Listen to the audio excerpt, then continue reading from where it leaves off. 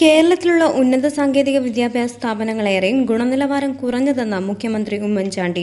വിഷയത്തിൽ പരിഹാര മാർഗനിർദ്ദേശമായാണ് സ്വാശ്രയ സ്ഥാപനങ്ങൾക്ക് സ്വയംഭരണാവകാശം സർക്കാർ നൽകിയതെന്നും ഉമ്മൻചാണ്ടി പറഞ്ഞു. ചെങ്ങന്നൂർ ക്രിസ്ത്യൻ കോളേജ് സുവർണ ജൂബിലി ആഘോഷങ്ങളുടെ ഉദ്ഘാടനം നിർവഹിച്ച് സംസാരിക്കുകയായിരുന്നു അദ്ദേഹം. പൊതുവിദ്യാഭ്യാസ രംഗത്ത് നമുക്ക് വളരെയേറെ നേട്ടങ്ങൾ ഉണ്ടായിട്ടുണ്ട്.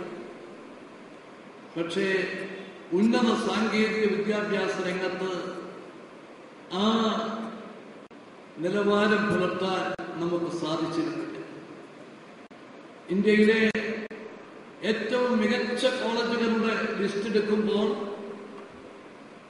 അതിലൊന്നിലും കേരളത്തിൽ നിന്നുള്ള ഒരു വിദ്യാഭ്യാസ സ്ഥാപനവും ഉണ്ടായിട്ടില്ല. അറിവിന്റെ യുഗത്തിൽ അവസരങ്ങൾ പുതുതലമുറയ്ക്ക് പകർന്നു കൊടുക്കാൻ കൂട്ടായ ചിന്ത ആവശ്യമാണെന്നും ഉമ്മൻചാണ്ടി അഭിപ്രായപ്പെട്ടു.